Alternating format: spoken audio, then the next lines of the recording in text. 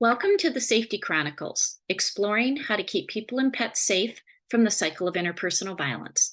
I am your host, Allie Phillips, founder and CEO of Sheltering Animals and Families Together, the SAFeTY Program, a nonprofit organization working with domestic violence shelters to eliminate the pet housing barrier to safety. As the founder, I have led the global movement in helping domestic violence shelters create on-site pet housing while elevating the criminal justice response to how animal abuse links to crimes against people. I am a former prosecuting attorney, internationally recognized legal expert and public speaker, award-winning author, and advocate for protecting vulnerable victims.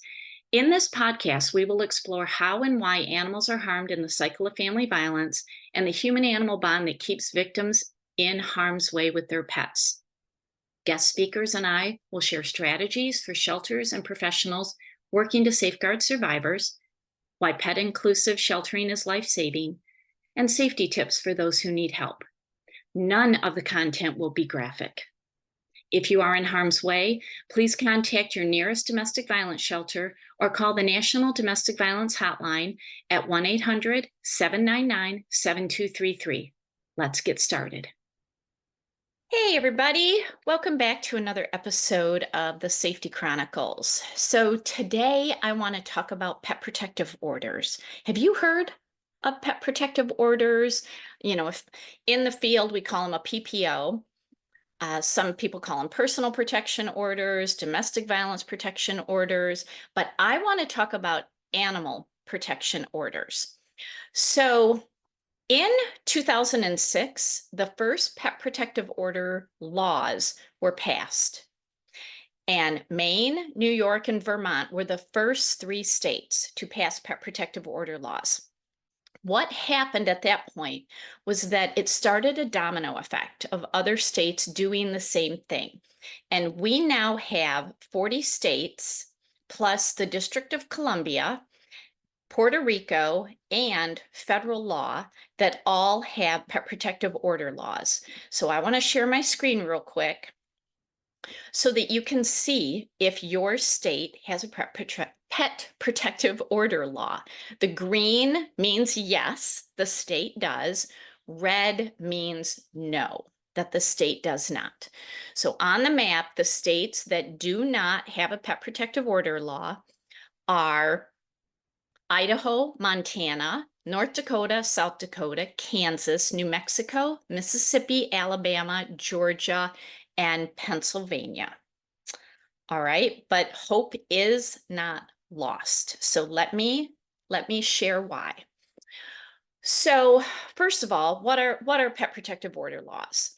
So every state has different statutory language, but in general, these are laws that amend existing domestic violence protection orders to add the inclusion of animals, companion animals across the board, and sometimes even farm animals and livestock.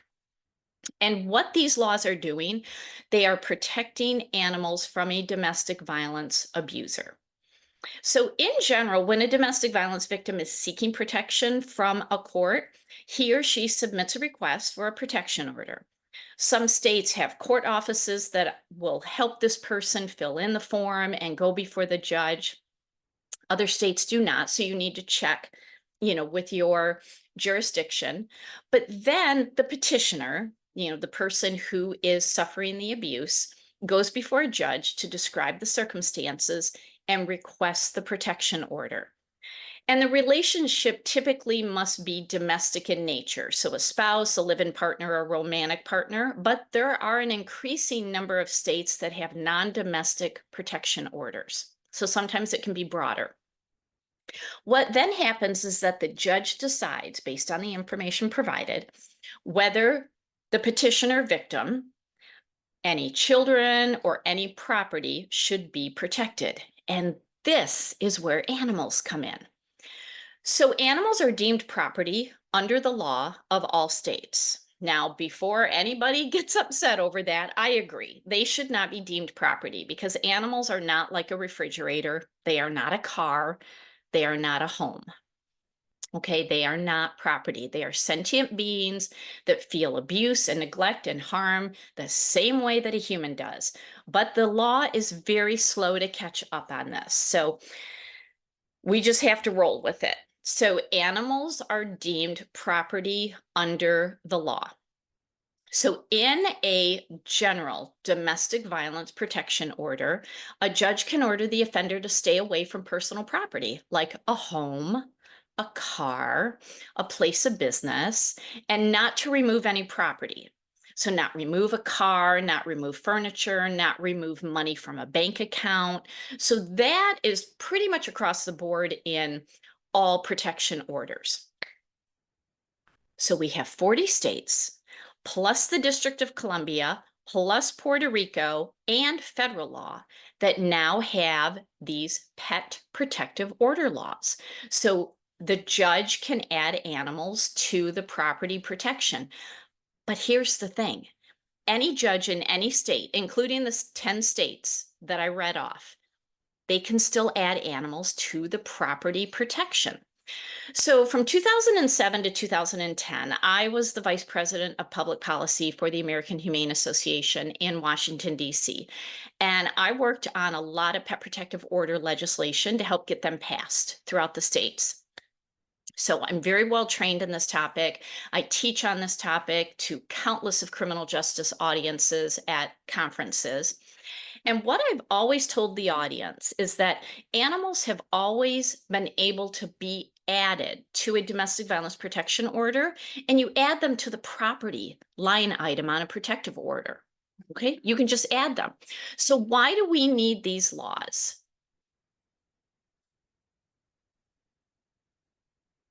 We need these laws because judges are busy, and seeing an animal section on the form is going to prompt the judge to ask questions.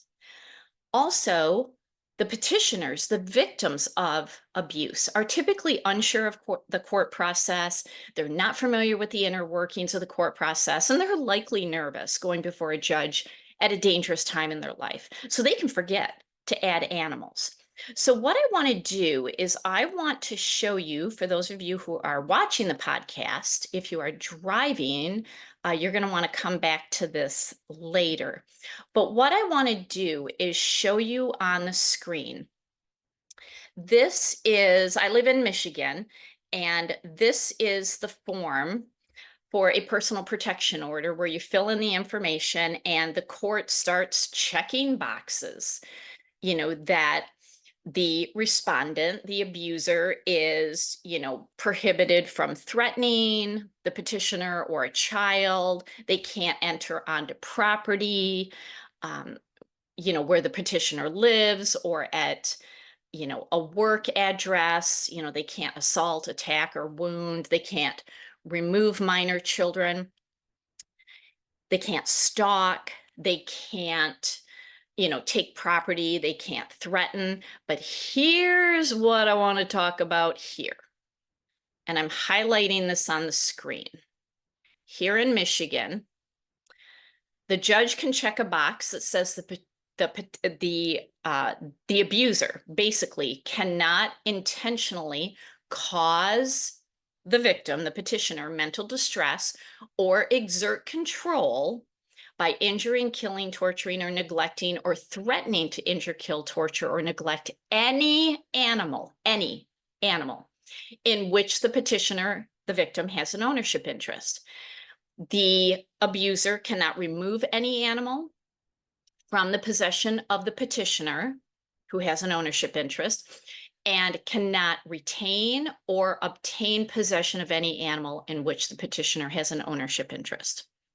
Okay, that's pretty clear. So you see how the judge is prompted by going through the form, is prompted by what boxes need to be checked.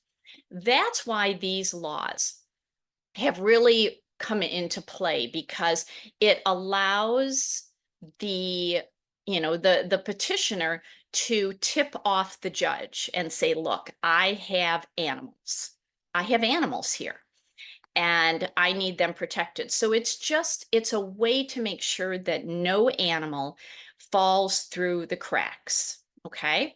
What can you do? What can you do? Why is this important?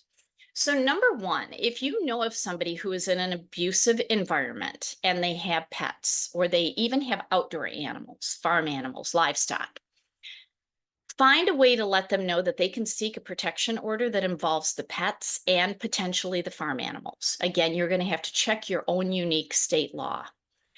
Number two, if you work in a profession where you may encounter somebody experiencing interpersonal violence, make sure that you know what your state pet protective order law is and whether it specifically asks about animals or whether animals need to be added to the property line item. Now, if you go into the description of this podcast, I'm going to put a link to the state laws so that you can look. And number three, if you work with domestic violence victims, you likely already have information available on your website, or you have handouts to provide information to those seeking protection.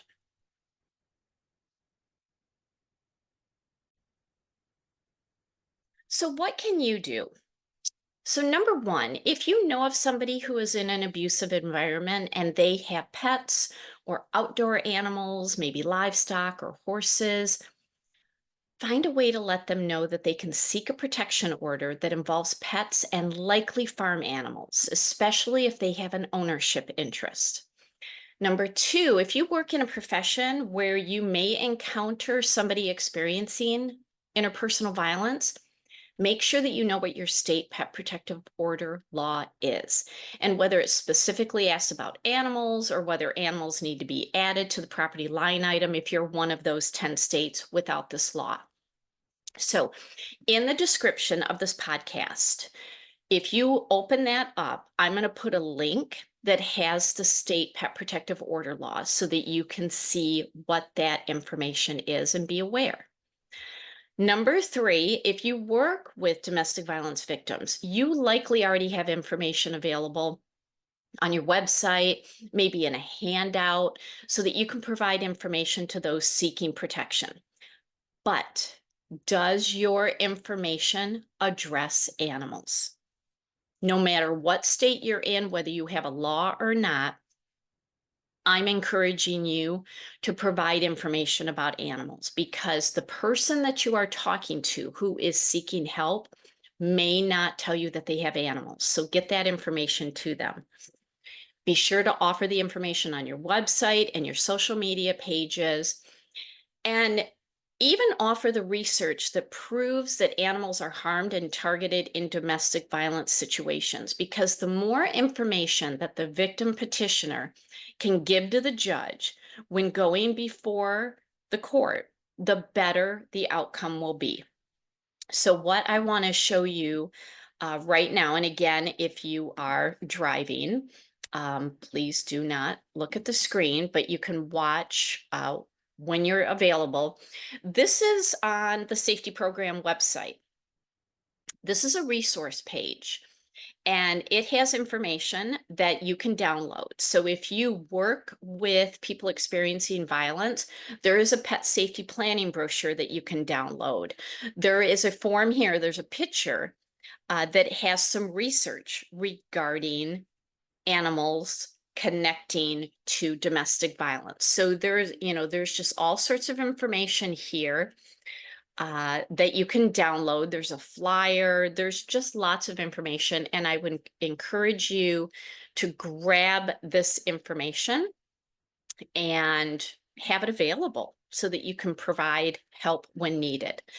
So again, it's important to get information out to people that just because they have indoor or outdoor companion animals, it doesn't mean that everyone should remain in harm's way. There are laws in place, and if there is not a law in a particular state, you can still add an animal to the property line item. And it's just really important to share this information. So if you have any questions, be sure to post a comment and I will answer you. And I hope this is a helpful topic, and please share it. Please share this podcast because you never know who you are going to help by sharing this. All right, until next time, thanks so much. If you are in harm's way and need help, please visit the Pet Inclusive Shelter listing at safetyprogram.org, call your nearest domestic violence shelter, or call the National Domestic Violence Hotline at 1-800-799-7233. Want to support our efforts and help us keep the Safety Startup Manual free for domestic violence shelters? Consider donating at safetyprogram.org/donate. Your donation saves lives.